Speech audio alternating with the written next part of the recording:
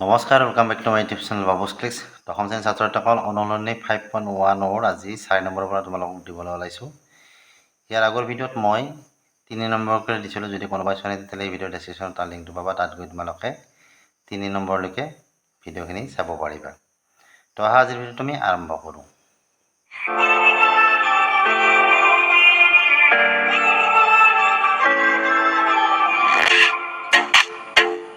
4 নম্বৰতে আছে তলৰ কোনবোৰ সমান্তৰ প্ৰকৃতিত আছে। যিবিলাকে সমান্তৰ প্ৰকৃতি গঠন কৰিছে তাৰ প্ৰতিটোৰে সাধাৰণ অন্তৰ ডি নিৰ্ণয় কৰা আৰু পৰৱৰ্তী তিনিটাকৈ পদ নিৰ্ণয় কৰা। আমাক ইয়াত তলত কিছুমান সংখ্যা দিয়া আছে আৰু সেই সংখ্যাবিলাক সমান্তৰ প্ৰকৃতিত আছে নে আমি পৰীক্ষা কৰিব দিছে। আৰু যদিহে সমান্তৰ প্ৰকৃতিত আছে তেতিয়াহ'লে তাৰ পৰৱৰ্তী তিনিটাকৈ পদ নিৰ্ণয় কৰিব দিছে আৰু সাধাৰণ অন্তৰটো উলিয়াব দিছে। আৰু যদি সমান্তৰ প্ৰকৃতিত নাই তেতিয়াহ'লে আমি পৰৱৰ্তী তিনিটাকৈ পদ উলিয়াব নালাগে। তো 1 নম্বৰটো লৈছোঁ 2, 4, 8, 16। এতিয়া প্ৰথম কথা আমি সমান্তৰ প্ৰকৃতিত আছে নে পৰীক্ষা কৰিম। এতিয়া সমান্তৰ প্ৰকৃতিত আছে নে আমি কেনেকৈ পৰীক্ষা কৰিম? যদি এইকেইটাৰ সাধাৰণ অন্তৰ যদি আমাৰ একে হয় তেতিয়াহ'লে আমাৰ কি হ'ব, ই সমান্তৰ প্ৰকৃতিত থাকিব। এতিয়া সাধাৰণ সমান্তৰ প্ৰকৃতিত থকা ৰাশিবিলাক কেনেকুৱা হয়? ধৰা এইটো প্ৰথম পদ, সদায় প্ৰথম থকা সংখ্যাটো আমাৰ কি হয়? প্ৰথম পদ হয়। প্ৰথম পদটো যদি আমি A1ৰে বুজাওঁ তেতিয়াহ'লে দ্বিতীয় পদটো আমাৰ কি হ'ব? A2 হ'ব। তৃতীয় পদটো কি হ'ব? A3, চতুৰ্থ পদটো কি হ'ব? A4। এতিয়া কথা হ'ল কি, এটা দুটা পদ্ধতি আছে চাবা। A1ৰ লগত অৰ্থাৎ প্ৰথম সংখ্যাটোৰ লগত আমি এনেকুৱা এটা সংখ্যা যোগ কৰিব লাগিব, যিটো সংখ্যা যোগ কৰিলে আমাৰ কি হ'ব লাগিব? 4 হ'ব লাগিব। এতিয়া A1ৰ লগত যদি আমি অৰ্থাৎ 2ৰ লগত যদি আমি 2 যোগ কৰোঁ তেতিয়াহ'লে 4 পাম। 4ৰ লগত 2 যোগ কৰিলে আমি 6 পাম। অৰ্থাৎ সমান্তৰ প্ৰকৃতিত এৰ লগত যি সংখ্যা আমি যোগ কৰোঁ সেই সংখ্যাটো যদি আমি পিছৰ সংখ্যাৰ লগত যোগ কৰা হয় তেতিয়াহ'লে পৰৱৰ্তী সংখ্যাবোৰ পোৱা যায়। নতুবা এই যিটো দ্বিতীয় পদ আছে এইটো যদি A1, এইটো A2, এইটো A3, এইটো A4, এইটোৰ পৰা আমি A1 বিয়োগ কৰিলে আমি কি পাম? 2 পাম। তাৰপিছত A3ৰ পৰা A2 বিয়োগ কৰিলে যদি আমি 2 পাওঁ, A4ৰ পৰা A3 বিয়োগ কৰিলে যদি আমি 2 পাওঁ, তেতিয়াহ'লে কি হ'ব? এই পদটো বা এই ৰাশিকেইটা আমাৰ কি হ'ব? সমান্তৰ প্ৰকৃতিত থাকিব। আৰু আমি সেই ছিষ্টেমতে এতিয়া কৰিম। আমি কি কৰিম? A2 মাইনাছ A1টো প্ৰথম উলিয়াই ল'ম। A2 মাইনাছ A1 উলিয়ালে আমাৰ কি হ'ব? A2 মানে 4, A1 মানে 2। আমি কিমান পাম? 4ৰ পৰা 2 গ'লে 2 পাম। এইবাৰ A3 মাইনাছ A2 ল'বা। অৰ্থাৎ কি কৰিবা? ছেকেণ্ডটোৰ পৰা দ্বিতীয়টো, প্ৰথমটো, তৃতীয়ৰ পৰা দ্বিতীয়টো, চতুৰ্থৰ পৰা তৃতীয়টো, এনেকৈহে বিয়োগ কৰিব পাৰিবা। 2ৰ পৰা অৰ্থাৎ প্ৰথমটোৰ পৰা দ্বিতীয়টো নহয়। বুজি পাইছানে? গতিকে এইবাৰ আমি কি ল'লোঁ? A3ৰ পৰা A2 বিয়োগ কৰিম। A3 আমাৰ কিমান আছে? 8 আছে, মাইনাছ কি আছে? A2 মানে 4 আছে। গতিকে 8ৰ পৰা 4 গ'লে আমাৰ 4 হয়। আমি A4ৰ পৰা A3 এতিয়া বিয়োগ কৰিব লগা কথাই নাই, কাৰণ যিহেতু এই দুটাৰ অন্তৰ আমাৰ সাধাৰণ অন্তৰ একে নহ'ল, এটাত 2 এটাত 4 ওলালে, গতিকে এই দুটা আমাৰ কি হয়? সমান্তৰ প্ৰকৃতিত নাই এই ৰাশিটো। আমি কি লিখিম? যিহেতু A2 minus A1 is not equal A3 minus A2, গতিকে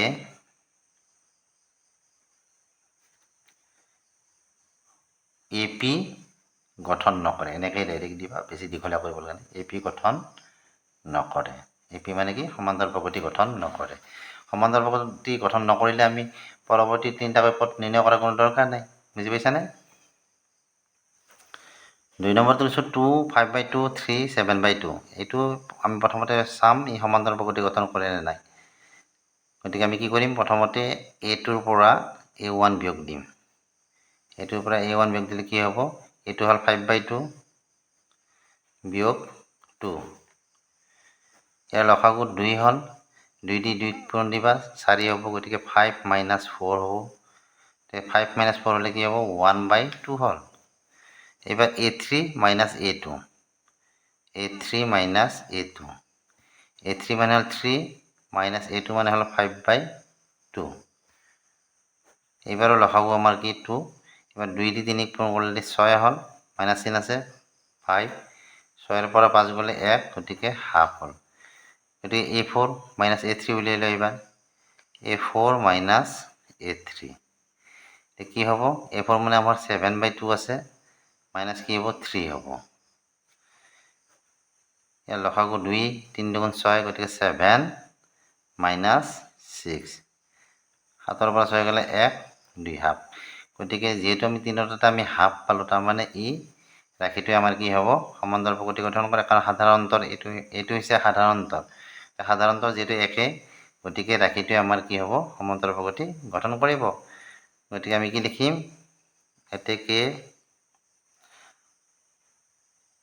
a2 মাইনাছ a1 এতেকে নহয় দেই এতিয়া যিহেতু দিব পাৰে যিহেতু a2 মাইনাছ a1 তাৰপিছত a3 minus a2 equal a4 minus a3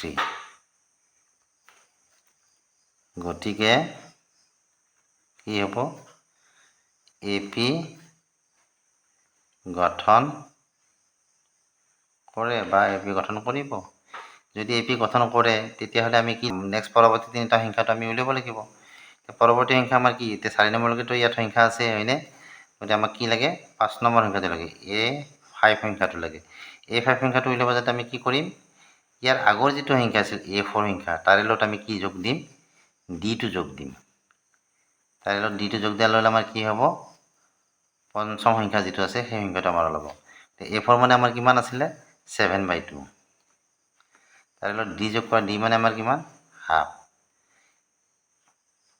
সমান কিমান পাওঁ আমি 7/2 প্লাছ হাফ গতিকে এই দুটা যেহেতু সদৃশ পদ গতিকে এনেকুৱা থাকিল 2টো এনেকৈ থাকিল আৰু 7 + 1 হ'ল 7 1 8 2 2 দি 8ক 4 বাৰ 4 কিন্তু এটা কথা কৈছিলে ইয়াত সমান্তৰাল প্ৰকৃতি গঠন কৰাৰ আগতে আমাক কি কৈছে সমান্তৰাল যদি প্ৰকৃতি গঠন কৰে আমাৰ D2 নিৰ্ণয় কৰিব দিছিলে গতিকে আমি D2 ইয়াত গতিকে AP গঠন কৰাৰ পিছত আমি এতিয়া কি লিখিম এতেকে সাধাৰণ অন্তৰ D সমান আমাৰ কিমান হ'ব হাফ আৰু প্ৰথম পদ দিব পৰা প্ৰথম পদ A1 ইকুৱেল টু কিমান 2 প্ৰথম পদ নিদিলেও কথা নাই A5টো ওলালে গতিকে এতিয়া আমি কি কৰিম A6টো উলিয়াম যিটো সংখ্যা উলিয়াবা তাৰ আগৰ সংখ্যাটোৰ লগত D যোগ দিবা গতিকে A6 ওলাব যাতে আমি কি কৰিম A5ৰ লগত আমি D যোগ দিম A5 মানে আমি কিমান পাইছিলোঁ 4 পাইছিলোঁ তাৰে লগত D মানে হ'ল হাফ কি হ'ব লসাগু 2 2ৰে 4 গুণ কৰিলে 8 যোগ 1 সমান কি হ'ব 9/2 A7টো উলিওৱা A7 মানে আমাৰ কিমান হ'ব এইটো উলিয়াব যাতে আমি কি কৰিম A6ৰ লগত এতিয়া D যোগ দিম A6 মানে আমি কিমান পাইছিলোঁ 9/2 প্লাছ হাফ সদৃশ পদ গতিকে আমি ডাইৰেক্ট লিখিব পাৰোঁ 9 + 1 10/2 5 সমান 5 তো আমি কি পালোঁ পৰৱৰ্তী পদ তিনিটা 4 9/2 আৰু কি 5 4 9/2 আৰু 5 তো ইয়াত লিখি দিব লাগিব পৰৱৰ্তী পদ তিনিটা ইমান তো এনেকৈ লিখি দিবা নিৰ্ণয় পৰৱৰ্তী তিনিটা পদ 4 9/2 5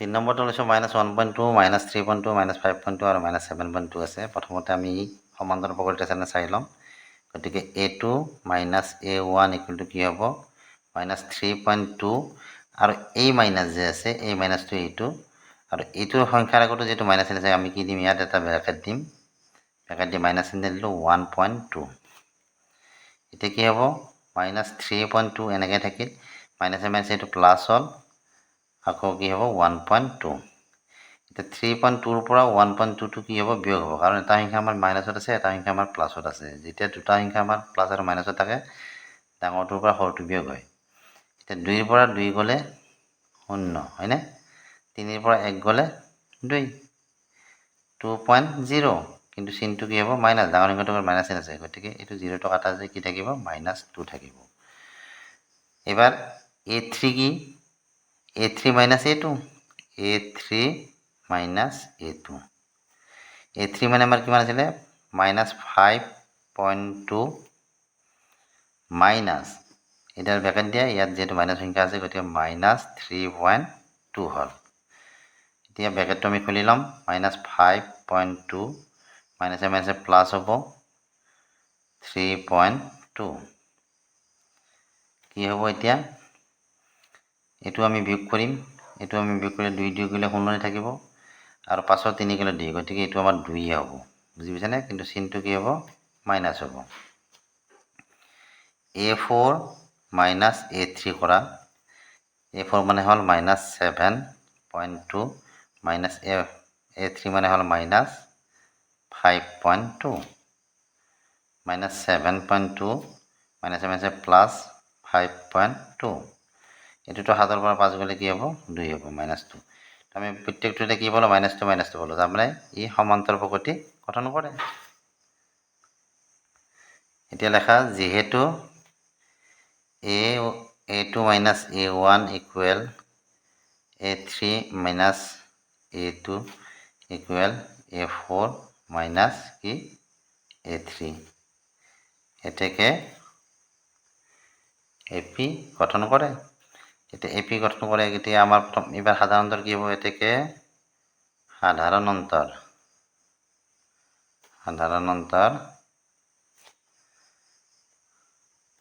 D ইকুৱেল টু আমাৰ কিমান হ'ব? এই -2 হ'ব সাধাৰণ অন্তৰ, হয়নে? এতিয়া পৰৱৰ্তী তিনিটা পদ আমি উলিয়াব যাম, অৰ্থাৎ A5ৰ পৰা আমি পদ উলিয়াব লাগিব। A5 সমান কি হ'ব? A4 plus D। A4 মানে আমাৰ কিমান আছিলে? -7.2 প্লাছ D মানে আমি কি পাইছিলোঁ? -2। তো কি হ'ব? -7.2 প্লাছে মাইনাছে এইটো মাইনাছ হ'ল, -2। দুটা সংখ্যাই আমাৰ কি আছে? এইবাৰ মাইনাছত আছে। দুটা সংখ্যা যেতিয়া মাইনাছত থাকে আমি কি কৰিব লাগে? যোগ কৰিব লাগে, কিন্তু চিনটো কি হয়? বিয়োগ হয়। এতিয়া 7.2ৰ লগত যদি আমি -2 যোগ কৰোঁ তেতিয়াহ'লে কি হ'ব? 9.2 হ'ব, -9.2। এতিয়া A6টো কি হ'ব? A5 plus D। A5 মানে কি পাইছোঁ? -9.2 প্লাছ D মানে আমাৰ কিমান? -2। তো কি হ'ব? -9.2 প্লাছে মাইনাছে -2 সমান কি হ'ব? 9 2 11, এইটোতো কি হ'ব? -11.2 হ'ব। A7টো আমাৰ কি হ'ব? A6 plus D। A6 মানে কি আছিলে আমাৰ? -11.2 পাইছিলোঁ, প্লাছ -2 সমান কি হ'ব? 11.2, এইটো মাইনাছ দেই, 11.2 মাইনাছ প্লাছে মাইনাছে -2। এতিয়া 11 2 13, গতিকে -13.2। তো পৰৱৰ্তী তিনিটা পদ আমাৰ কি হ'ব? -9.2, -11.2 আৰু -13.2। এইকেইটা ইয়াত লিখি দিবা তোমালোকে, যে নিৰ্ণয় পৰৱৰ্তী পদ তিনিটা বা তিনিটা পদ এইখিনি।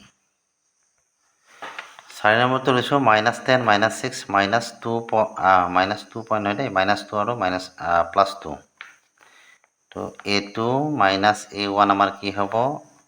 -6 -10 সমান কি হ'ব?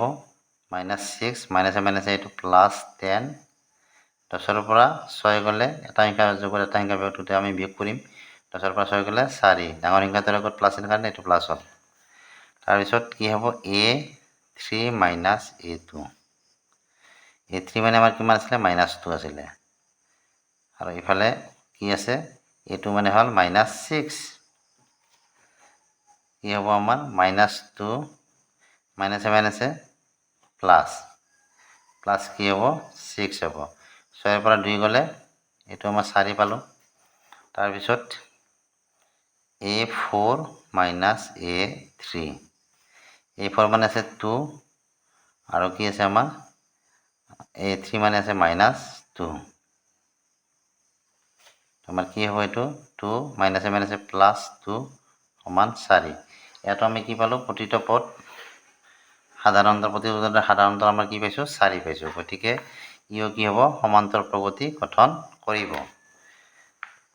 যিহেতু A2 minus A1 A3 minus A2 equal A4 minus A3, এতেকে AP গঠন কৰে। সাধাৰণ অন্তৰ আমাৰ কি হ'ব? সাধাৰণ অন্তৰ D ইকুৱেল টু আমি কি পাইছোঁ? 4 পাইছোঁ। গতিকে 4 পোৱাৰ পিছত এতিয়া আমাক কি ল'ব লাগে? পৰৱৰ্তী তিনিটা পদ। A5 A5টোৰ লগত যদি আমি কি কৰিম A4ৰ লগত আমি কি কৰিম D যোগ দিম। A4 মানে আমাৰ কিমান আছিলে লাষ্ট সংখ্যাটো 2 আছিলে 2 প্লাছ D মানে কি পাইছোঁ 4 অৰ্থাৎ 6 হ'ল। A6টোৰ লগত যাতে আমি কি কৰিম A5ৰ লগত আমি D যোগ দিম। A5 আমি কিমান পালোঁ 6 পালোঁ তাৰপিছত 4 যোগ দিলে আমাৰ 10 হ'ব। তাৰপিছতে আমাৰ A7টো উলিয়াব লাগে।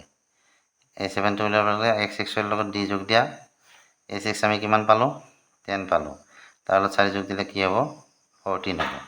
তো আমি পৰৱৰ্তী তিনিটা পদ কি পালোঁ 6 10 আৰু 14 এইখিনি তোমালোকে তলত লিখি দিবা পৰৱৰ্তী তিনিটা পদ 6 10 and 14। 5 নম্বৰটো লৈছোঁ 3 প্লাছ ৰুট 2 3 প্লাছ 2 ৰুট 2 আৰু 3 প্লাছ 3 ৰুট 2। প্ৰথমতে A2 মাইনাছ A1 কৰা। এইটো হ'ল আমাৰ কিমান 3 প্লাছ ৰুট 2 মাইনাছ 3 প্লাছ মাইনাছত আছে গতিকে এইটো আমাৰ কাটা গ'ল কি থাকিল আমাৰ ৰুট 2 পালোঁ হয়নে। এইবাৰ কি কৰিম আমি A3 মাইনাছ A2 A3 মানে আমাৰ কি আছে 3 প্লাছ 2 ৰুট 2 আৰু A2 মানে আমাৰ কি আছে 3 প্লাছ ৰুট 2 ইয়াত ব্ৰেকেট এডাল মাইনাছ এডাল দিয়া আৰু ইয়াত ব্ৰেকেট দিয়া কাৰণ দুটা ৰাখি আছে আমাৰ হয়নে তেনেকৈ ব্ৰেকেট দিবা দুটা ৰাখি থাকিলে চিংগুল থাকিলে আমি ডাইৰেক্ট বহাই দিলোঁ হয় কিন্তু দুটা ৰাখি থকাৰ কাৰণে আমি ব্ৰেকেট এনেকৈ দি এনেকৈ বহাই দিছোঁ। এতিয়া ব্ৰেকেটটো খুলি ল'ম 3 প্লাছ 2 ৰুট 2 ব্ৰেকেট খুলিলে কি হ'ব যিহেতু বন্ধনীৰ আগত আমাৰ ব্ৰেকেট যিহেতু ব্ৰেকেটৰ আগত আমাৰ কি মাইনাছ চিন আছিলে তেতিয়াহ'লে আমাৰ কি হ'ব এই ব্ৰেকেট খুলি দিয়াৰ লগে লগে ভিতৰৰ যিখিনি চিন আছিলে সেইখিনি চিন সলনি হৈ যায় আমাৰ দুটা চিন যিহেতু প্লাছত আছে দুটা এইবাৰ মাইনাছ হৈ যাব এনেকুৱা হ'ব -3 মাইনাছ ৰুট 2। এতিয়া চোৱা এইটো আৰু এইটো কাটা গ'ল তাৰপিছত দুটা ৰুট 2 আছে ইয়াত এটা ৰুট 2 আছে এটা প্লাছত এটা মাইনাছত আমি বিয়োগ কৰিব লাগিব গতিকে দুটাৰ পৰা এটা গ'লে আমাৰ কি থাকিব এটা ৰুট 2 থাকিব। তাৰপিছতে A4 আৰু A3 কৰা A4 মাইনাছ A3 A4 মানে আমাৰ কি আছিল 3 প্লাছ 3 ৰুট 2 আৰু A3 মানে কি 3 প্লাছ 2 ৰুট 2 ইয়াতো আমাৰ যিহেতু মাইনাছ দুটা ৰাখি আছে এনেকৈ ব্ৰেকেট দিয়া এনেকৈ লিখি দিয়া। এতিয়া ব্ৰেকেট খুলি দিলে কি হ'ব 3 প্লাছ 3 ৰুট 2 দুটা চিন আমাৰ কি হ'ব ইয়াৰ আগত মাইনাছ চিন হ'ব -3 মাইনাছ 2 ৰুট 2 এইটোতো এইটো কাটাই গ'ল তিনিটা ৰুট 2 আৰু দুটা ৰুট 2 তিনিটাৰ পৰা দুটা গ'লে কি থাকিব এটা থাকিব এটা ৰুট 2 তো আমি সাধাৰণতে কি পালোঁ ৰুট 2 পালোঁ একে পালোঁ গতিকে ই কি কৰিব AP গঠন কৰিব। যিহেতু A2 minus A1 equal A3 minus A2 equal A4 minus A3 এতেকে নিৰ্ণয় সংখ্যাবোৰে কি কৰে AP গঠন কৰে AP গঠন কৰে। সাধাৰণ অন্তৰ উলিয়াব পাৰিছিলে AP গঠন কৰিলে হয়নে তো সাধাৰণ অন্তৰ আমি কি পালোঁ ইয়াত D ইকুৱেল টু ৰুট 2। এতিয়া পৰৱৰ্তী তিনিটা পদ লাগিব গতিকে A5টো উলিয়াই লোৱা A5 সমান কি হ'ব A4 প্লাছ D A4 মানে আমাৰ কি আছিলে 3 প্লাছ 3 ৰুট 2 3 প্লাছ 3 ৰুট 2 তাৰ লগত কি দিব লাগিব D যোগ দিব লাগিব D মানে আমাৰ কিমান ৰুট 2 তো কি পাম 3 দুটা এনেকৈ 3 থাকিব ই যোগ নহয় কাৰো লগত আৰু এইটো তিনিটা ৰুট 2 আৰু এটা ৰুট 2 চাৰিটা ৰুট 2 হ'ল যোগ কৰিলে আমি 4 ৰুট 2 হ'ল। A6টো কি হ'ব A5 প্লাছ D A5 মানে আমি কি পাইছিলোঁ 3 প্লাছ 4 ৰুট 2 সমান কিমান হ'ব তাৰে লগত আমাৰ কি ৰুট 2 যোগ দিয়া 3 প্লাছ কি হ'ব এতিয়া 4টা ৰুট 2 আছিল এতিয়া এটা 5টা ৰুট 2 হ'ল। তাৰপিছত পৰৱৰ্তী সংখ্যাটো এনেকুৱা হ'ব A6 প্লাছ D A6 আমি কি পাইছোঁ 3 প্লাছ 5 ৰুট 2 3 প্লাছ 5 ৰুট 2 তাৰে লগত D যোগ দিয়া ৰুট 2 তো কি হ'ব 3 প্লাছ 5টা আৰু এটা 6টা 6 ৰুট 2 তো আমি পৰৱৰ্তী তিনিটা পদ পালোঁ 3 প্লাছ 4 ৰুট 2 3 প্লাছ 5 ৰুট 2 আৰু 3 প্লাছ 6 ৰুট 2 এইখিনি কথা তোমালোকে ইয়াত তলত লিখি দিবা। এই কথাখিনি বুজি পাইছেনে? আমি পূৰ্বৱৰ্তী সংখ্যাৰ লগত যেতিয়া সাধাৰণ অন্তৰটো যোগ দিওঁ তেতিয়া আমাৰ পৰৱৰ্তী সংখ্যাটো ওলায়। সমান্তৰাল বক্ৰতাত কি হয়, পূৰ্বৱৰ্তী সংখ্যাৰ লগত সাধাৰণ অন্তৰ যোগ কৰিলে পৰৱৰ্তী সংখ্যাটো বাহিৰ হয়। তো আজি এইখিনিলৈকে দিলোঁ। নেক্সট ভিডিঅ'ত মই ইয়াৰ পিছৰ অংশখন তোমালোকক ভালদৰে বুজাই দিম। আৰু ইয়াতো যদি তোমালোকে কিবা নুবুজাকৈ আছে তেতিয়াহ'লে কমেণ্ট কৰি মোক জনাবা। ইয়াৰ পিছৰ ভিডিঅ'ত তোমালোকৰ সেই সকজাখিনি মই দূৰ কৰিবলৈ চেষ্টা কৰিম। তো ভিডিঅ'টো চাই ভাল লাগিলে ভিডিঅ'টো লাইক কৰিবা, চেনেলটো ছাবস্ক্ৰাইব কৰিবা। আজিলৈ আহিলে বাই বাই, থেংক ইউ।